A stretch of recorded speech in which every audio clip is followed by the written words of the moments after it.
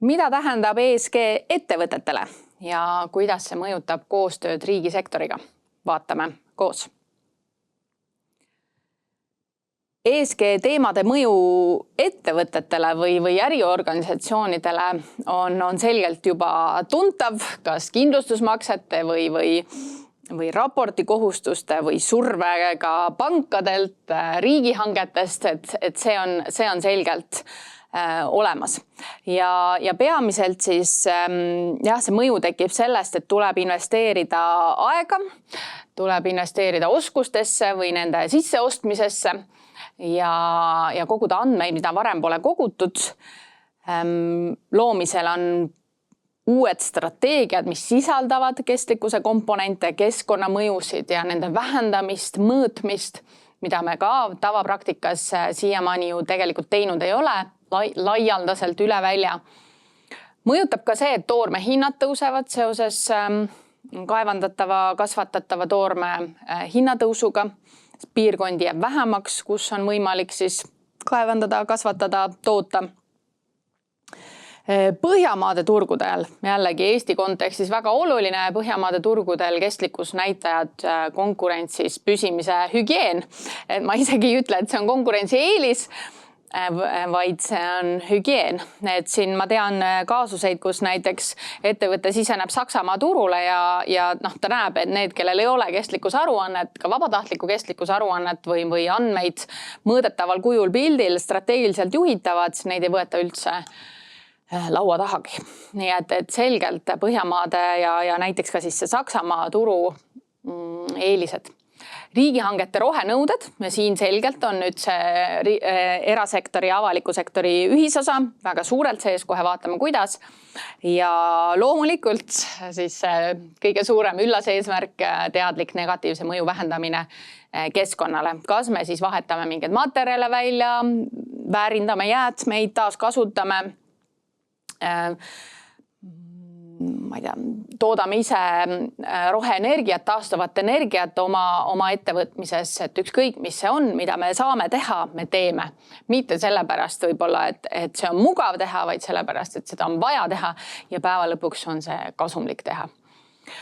Aga tuleme nüüd sinna eelviimase punkti juurde korra tagasi, ehk siis riigihanked. Ja seal on väga suur ühisosa või kokkupuutepunkt era- ja avaliku sektori puhul. Ja jällegi, et kestlikkuse kontekstist rääkida, siis ega era- ja avalik ei ole kaks erinevat tegelast, kes erinevate eesmärkide poole pürgib, et see on ju kõikide ühine pingutus olla kestlik ja kasumlik ja tasakaalus.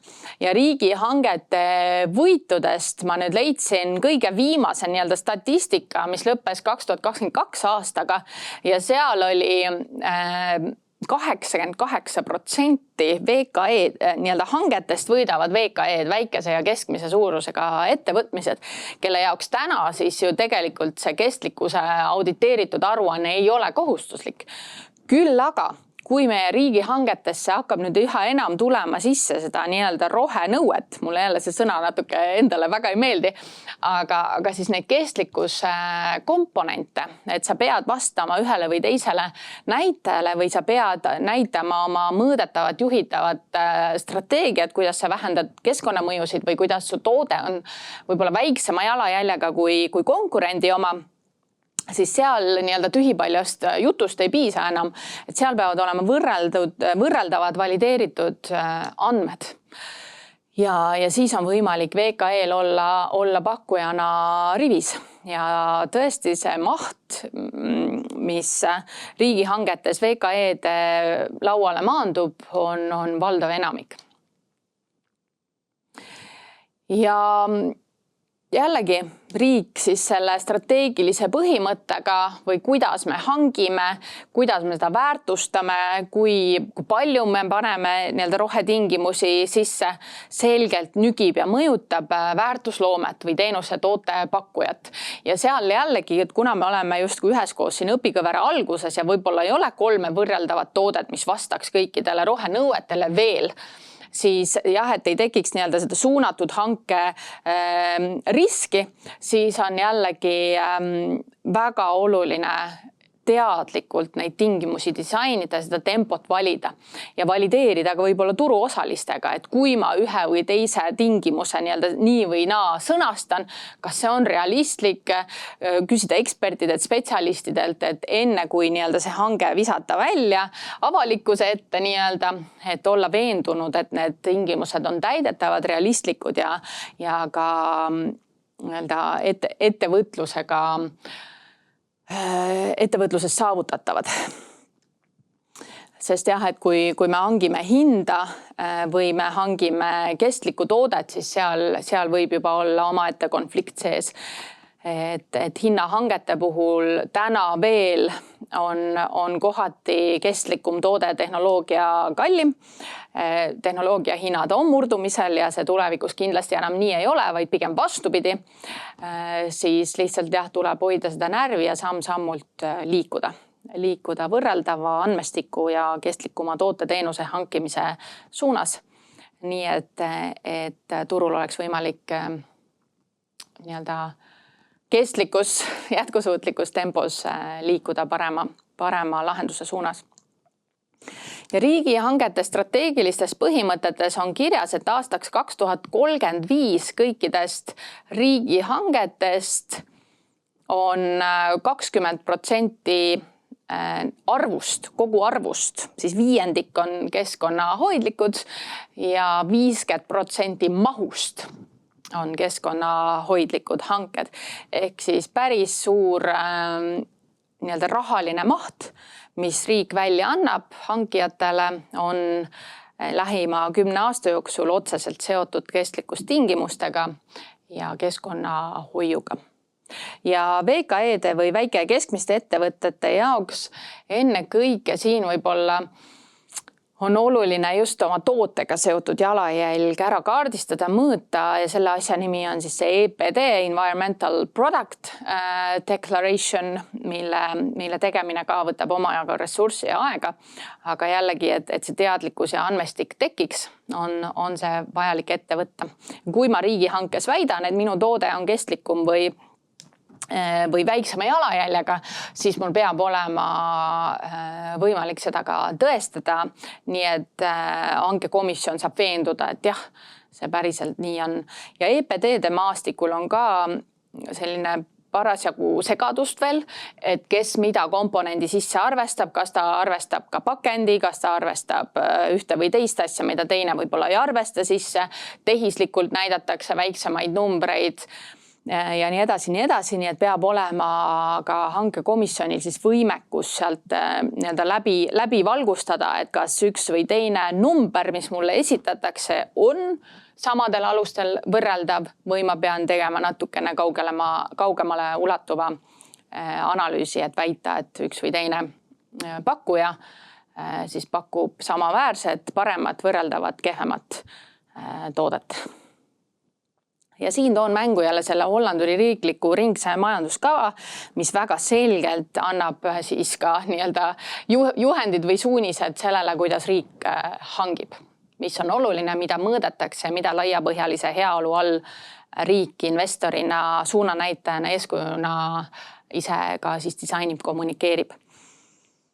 Ja mõned näited siin ka kestlikust tehnoloogiast või innovatsioonist, et kuidas siis need olulised valdkonnad uuenevad, mis on ka riikide jaoks väga olulised valdkonnad, seesama energia, taastuvenergia. Siit näide Lõuna-Koreast, kus siis energiat toodetakse vee peal ja päikesepaneelidega ja seal on 2 kestlikkuse komponenti, A, taastuvenergia, B, päike ei saa enam veekogusid liigselt soojendada, sest osa sellest pinnast on kaetud päikesepaneelidega. Nii et see liigne veekogu soojenemine, mis omakorda ökosüsteemile põhjustab jälle uusi väljakutseid, on ka sellega kontrolli alla saadud. Nii et suured piirkonnad, mida juba elektriga, taastuvelektriga, energiaga varustatakse, on siis, saavad seesugust kestlikku tehnoloogiat ja innovatsiooni juba kasutada. Või teine näide Taanist, ka jälle riigi tasandil näide.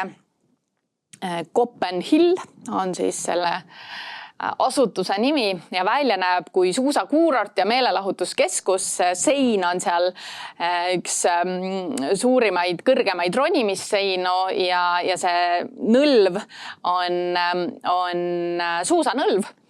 Aga tegelikult on tegemist linna jäätmete käitlushoonega ja käideldakse seal jäätmeid ja neist tehakse soojust ja energiat. Nii et see innovatsiooni koht on loomulikult selles visuaalses disainis, aga ennekõike selles, et kõik see toss, mis sealt korstnast välja tuleb, seda võrreldakse veeauru puhtusega. Et kui et nii-öelda vanasti tuli sealt välja CO2 ja kõik muu sodi, siis nüüd on ikkagi tehnoloogiad ja filtrid nii arenenud, et on võimalik ka see emissioon sisuliselt nulli viia, mis õhku satub peale jäätmete töötlemist.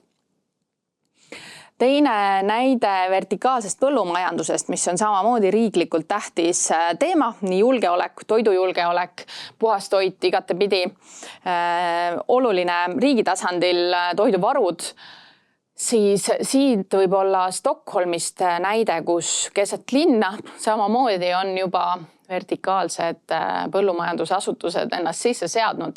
Ja see tähendab seda, et enam ei kasvatata toitu mullapinnal, vaid vees, hapetes, erinevates nii-öelda siis inimese poolt loodud keskkondades ja vertikaalselt, mitte enam põllu peal. Ja see on tohutu nii-öelda pinnasääst, energiasääst ja on võimalik ühelt ruutmeetrilt toitu kätte saada oluliselt rohkem kui degradeeruva põllupinna ja mulla tingimustes. Täna seda väga paljudes piirkondades juba on.